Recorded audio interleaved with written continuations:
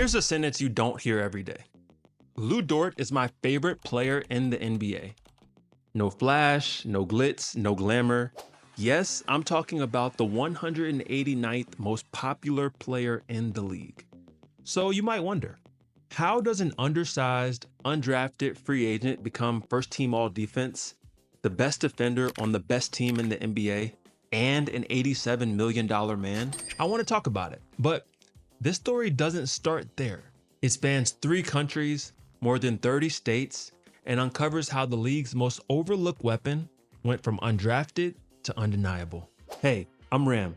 Thanks for checking out my channel. I love talking about all things sports, and if you love sports too, like the video and subscribe for more. Let's get it. For us, our tale starts in 2019. The Oklahoma City Thunder were on the brink of a 5-year rebuild after losing the 2 greatest stars in franchise history. When future Hall of Famers and former MVPs Kevin Durant and Russell Westbrook left the team for greener pastures, OKC would be dropped into the terrifying depths of a rebuild. Starting from ground zero, it would take time, discipline, and development to do things the right way. That same year, OKC would take a risk in drafting Darius Bazley, a 6'9" forward that bypassed a year of college hoops to train all by himself for the NBA. They would also sign an undrafted free agent guard from Arizona State named Luguentz Dort.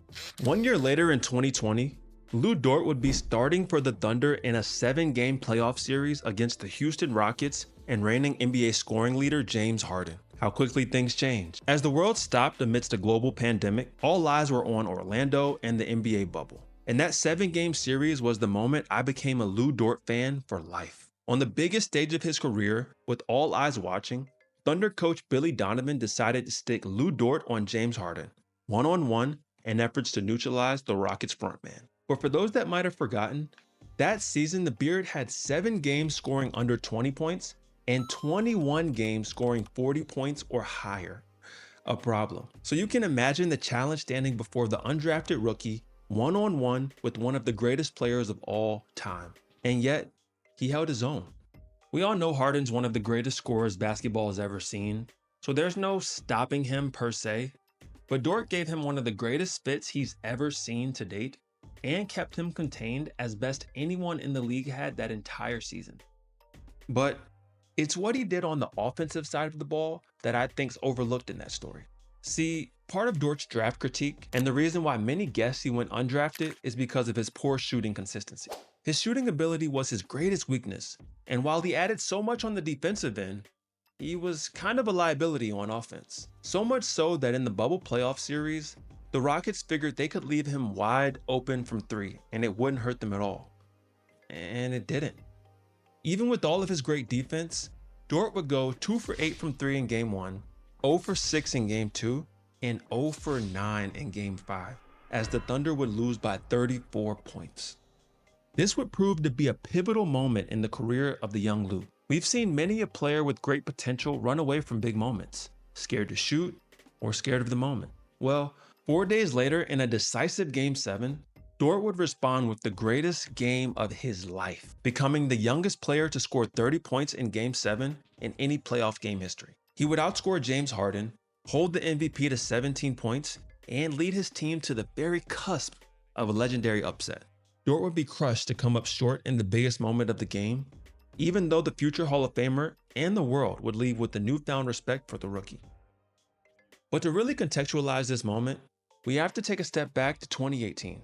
Dort would matriculate to ASU as the program's most highly touted recruit since a young James Harden in 2007. Dort would become the Pac-12 Freshman of the Year and earn second-team honors. The talent and ability was undeniable, but he was raw, for a lack of a better term. Dort was first introduced to the game of basketball as just a teenager in Montreal North, one of the rougher boroughs of Montreal, Canada. What many would call a late bloomer, Dort was always athletic, but didn't really get into the game of basketball until his teenage years. As the son of Haitian immigrants, Dort didn't come from a long lineage of basketball players like many of the NBA's young stars today. When his time had come, Dort was a 5-star recruit entering Arizona State, but his offensive deficiencies glared at times.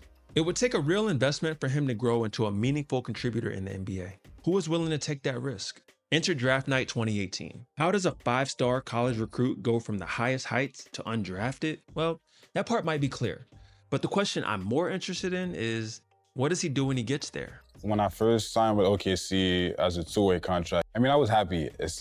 Obviously it's not what I wanted, but at the same time, I was grateful for them to, giving me a chance. Dort would hit the G League running, scoring 56 points combined over his first 2 games, and then hit a stretch averaging almost 27 points a month into the season. He'd get called up to the main squad permanently after just 13 G League games, and never touched the developmental league again. Now, if you're following along to this point, there's a very strong recurring theme popping up in the story of Lu Dort. Pushing forward, putting in the work, and making something out of what seems like nothing. When many of the top collegiate players started playing in childhood, Dort turned a late start into a 5-star status entering college. When Dort became only the second Pac-12 freshman of the year in the last 25 years to go undrafted, he turned that fate into a starting spot on an NBA playoff team as a rookie. So it should have been no surprise that after his heartbreaking loss in Game 7 of the first round, he would come back and only go harder. In the 5 years post-bubble, Dort has started 326 of the 327 games he's played in with the Thunder. He cemented himself as one of, if not straight up the best point of attack defender in the NBA. Night in and night out, he takes the assignment of guarding the best opposing player on the floor, locking them up and earning names like the Dortress and the Dorture Chamber, both well-deserved. This season, he's primed to receive his highest marks and recognition for his consistent product on the defensive side of the ball. This year, he's set to receive all NBA defensive team honors for the very first time and finish on the shortlist for Defensive Player of the Year. The real beauty and difficulty with measuring defense in basketball is that it's almost all centered around effort, the intangible that's certainly not invisible. And when you see it, you can't ever unsee it again. For me, since the 2024 Olympics, I've been wrestling with the painful realization, and I've been trying to find the best way to say it, but at this point, it's just worth saying. NBA players don't really try all that hard. Now, I know playing in the NBA theoretically is hard, and that watching NBA games from the comfort of my couch can make it look easy, but following the 24 Olympics, I've seen pretty clearly that there's a different level NBA players can take it to. I'm sure we could all rattle off a list of players that we can think of as scrappy, gritty, high effort, night in and night out. And in that same breath, we can think of a handful of players that are noticeably anti-hustle, want a different sense of urgency. Think about someone like Josh Hart or Kyle Lowry, even Lu Dort. Guys, you can bet your last dollar will go all out for every loose ball, offensive rebound, and hustle play. As patrons of the sport, do we really care about which players are playing hard in their time on the floor?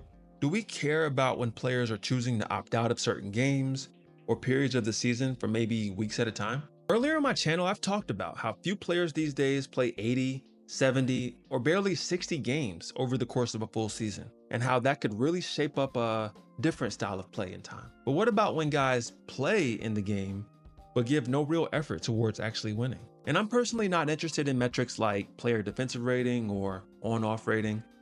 I can explain that some other time for those that might be interested. But at this very moment, we have even fewer reliable effort metrics. The NBA has a nice collection of player hustle stats that seek to highlight effort through loose balls, deflections, offensive fouls drawn.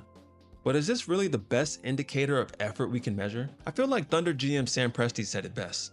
Not everything that counts can be counted, and not everything that can be counted counts. And when we compare your standard Tuesday night in January NBA regular season match with the effort level of the 2024 Olympic gold medal final game, it looks like almost a different sport. And as I think about it, maybe that's how it should be.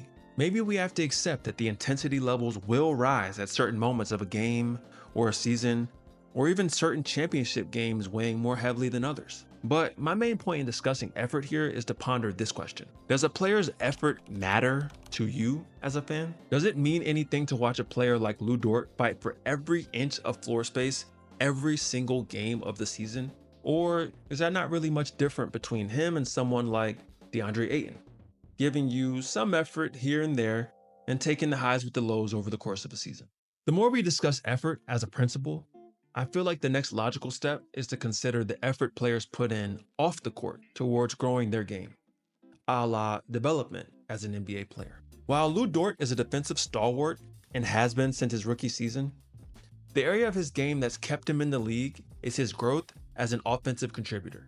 In that rookie season playoff series against Houston, remember that the Rockets left him wide open because he was such a defensive liability. Over the course of his career, Dort has developed himself into a deadly sharpshooter from three. And in the 2025 season, he set career highs, hitting 41% from deep and led his team in three-point percentage. At one point, he led the entire NBA in three-point percentage post All-Star break. One of the league's best examples of player development and improvement we've ever seen. While the Most Improved Player award is given annually to the one individual that takes the largest leap one year to the next, there are so many players in any given season that put in the work and make that noticeable effort to grow their game. While I've got your attention, let's just skim the surface of the two most prominent examples of player development and a lack thereof I can think of all time. In 2008, NBA draft analysts compared a young Brook Lopez to 10-year NBA vet Brad Daugherty. Like Lopez, Daugherty was a 7-foot center with a keen touch around the rim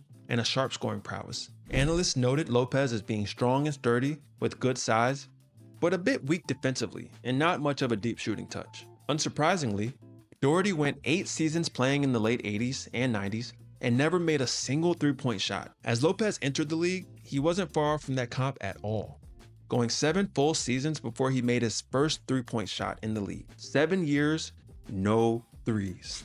As a testament to development and work ethic, 9 seasons into his career, Brook totally revamped his game and added a three-point shot to his arsenal. Today, he's made more than 1,000 threes over the last 8 seasons of his career, while also becoming a stalwart defensively. Nothing but development and ageless work ethic. Compare that story to the calamitous fate of Ben Simmons. At one time, the highest rated draft pick since LeBron James, we see just how differently careers can shape out as a result of effort and development. Simmons entered the league with concerns about his ability to adapt to the shooting and deep range of the NBA, and in his more than 380 games played in the league to date, he's only made 5 three-point shots in total. Like 5 shots ever.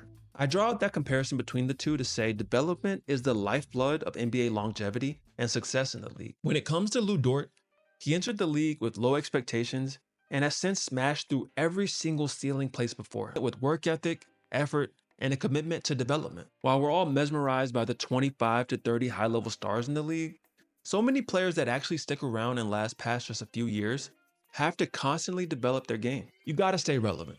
Period. So here we are. 5 years ago, Dort was a two-way player fighting for a spot on a rebuilding Oklahoma City Thunder team. Today, Lu Dort is on the cusp of a first-team all-defensive selection and is the cornerstone of the best team in the NBA. It wasn't luck, and it wasn't a coincidence he got to this point. Luguentz Dort is the modern-day pinnacle of when high effort breeds the ultimate development. He has a chance to become the first undrafted player to make an all-NBA first-team defense and win an NBA championship in the same season in 20 years. And then what's next for the Haitian Canadian? Most Improved Player Award? All-Star selection? MVP? Okay, maybe I'm getting too far ahead of myself. But truth be told, Sam Presti gave the best advice on how to manage it. He shouldn't be looking to the left, to the right, or behind him. Just run your own race and look up in 10 years. And those qualities are going to carry you as far as you should be carried. And at the end of the day, we'll let the cards fall where they may. Until next time, thanks for watching. Peace.